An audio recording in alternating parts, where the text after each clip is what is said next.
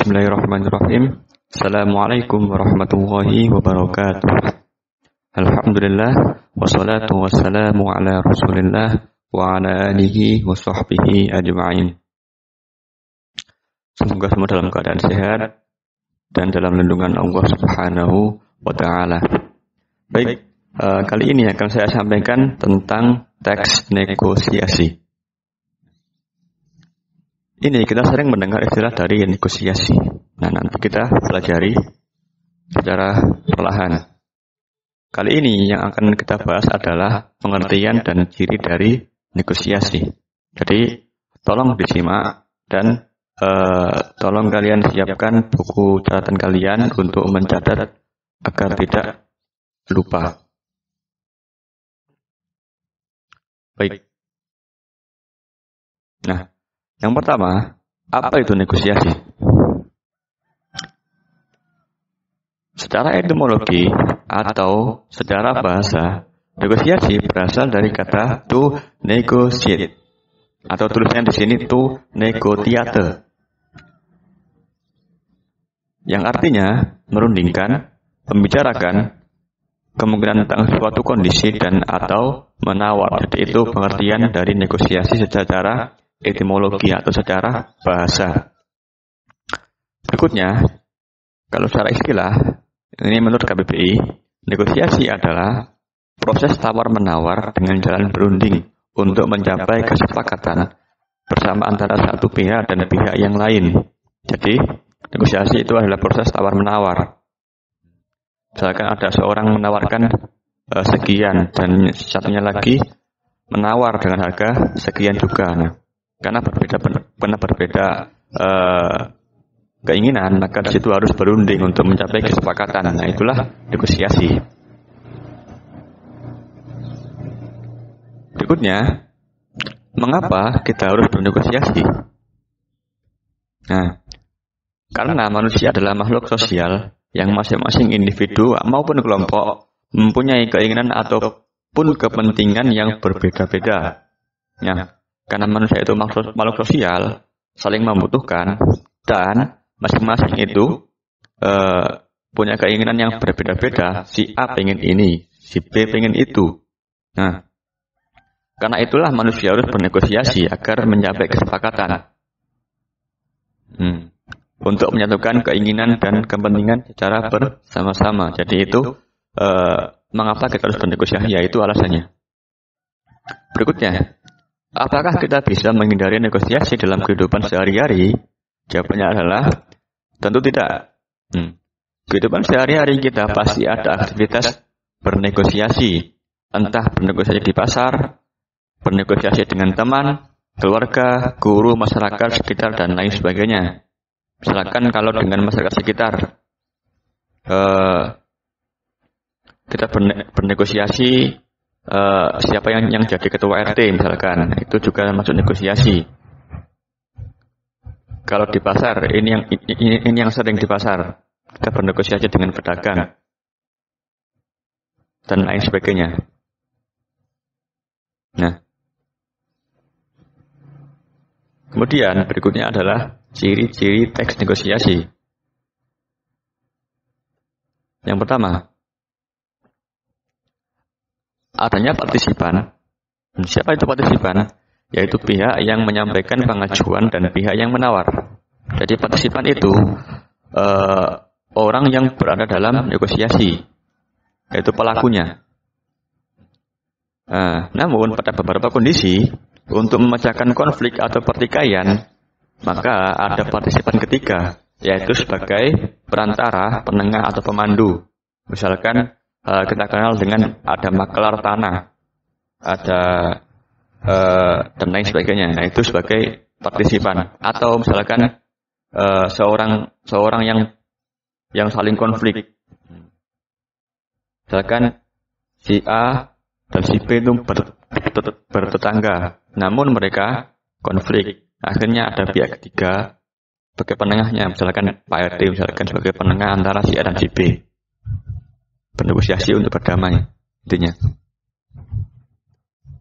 Berikutnya, ada perbedaan kepentingan dari kedua belah pihak. kepentingan si A dan si B itu berbeda, maka keduanya harus bernegosiasi. Ada pengajuan dan penawaran. Ada kesepakatan sebagai hasil dari negosiasi. Nah, itu merupakan ciri-ciri dari teks negosiasi. Ujungnya yaitu kesepakatan. Jadi ujung atau hasil dari negosiasi itu adalah kesepakatan. Berikutnya kita masuk ke contoh dari teks negosiasi. Nah ini. Di sini ada negosiasi dari pembeli dan penjual di pasar. Pembeli, berapa harga sekilo mangga ini, Bang? Penjual, 30.000, Bu, murah. Nah, di sini penjual mulai menawarkan dagangannya harga 30.000. Nah, si pembeli bilang seperti ini, boleh kurang kan, Bang? Nah, di sini mulai kelihatan perbedaan kepentingannya. Boleh kurang kan, Bang? Si pembeli ingin harga murah. Si penjual menjawab, belum boleh, Bu, barangnya bagus loh. Ini bukan karbitan, matang pohon. Nah, si pembeli punya kepentingan atau punya keinginan harganya murah. Namun si penjual ingin harganya tetap seperti itu. Dan dia juga ingin keuntungan. Namanya juga berjualan. Pembeli, iya Bang, tapi harganya boleh kurang kan lagi musim. 20.000 saja ya. Nah, si pembeli ingin harga 20.000. Penjual, belum boleh Bu, 28.000 ya, biar saya juga dapat untung. Nah, inilah letak perbedaan kepentingannya. Si pembeli ingin harga murah, namun si penjual ingin harga yang tinggi dan keuntungan yang tinggi pula. Kemudian setelah itu, karena dua-duanya saling berbeda kepentingan, maka harus diselesaikan. Harus bernegosiasi agar tercapai kesepakatan. Pembeli, baiklah, tapi saya boleh milih sendiri kan, Bang? Penjual, asal jangan pilih yang besar-besar, Bu. Nanti saya bisa rugi. Pembeli, iya, Bang. Yang penting saya dapat mangga yang bagus dan tidak busuk. Penjual, saya jamin, Bu, kalau ada yang busuk boleh ditukarkan. Baiklah, saya ambil 3 kilo, Pak. Nah, mereka akhirnya sepakat. Harganya 28.000, tapi penjual memberi syarat yaitu jangan milih yang besar-besar, nanti takut rugi. Nah, dengan jaminan si pembeli dapat mangga yang bagus dan tidak busuk. Jadi itu contoh dari teks negosiasi. Jadi kita kembali ke ciri-ciri. Jadi intinya negosiasi itu harus dua-duanya harus saling bersepakat.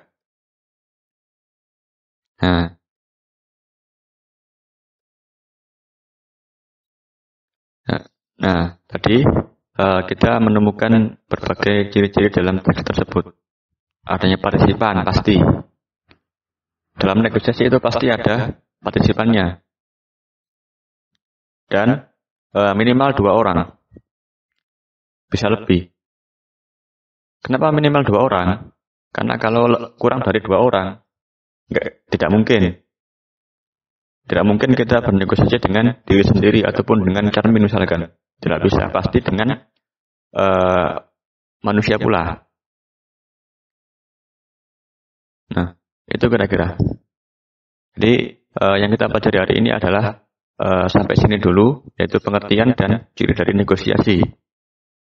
Yang saya sampaikan tadi, yang ada di slide tadi, silakan kalian tulis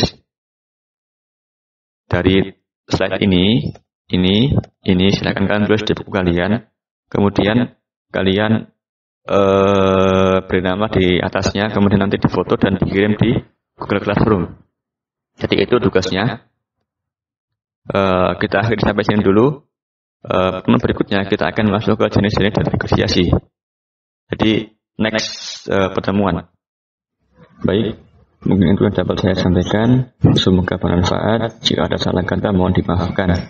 Kita akhiri dengan doa kafaratul majlis. Subhanakallahumma wa bihamdika asyhadu an la ilaha illa anta astaghfiruka wa atubu ilaik. Assalamualaikum warahmatullahi wabarakatuh.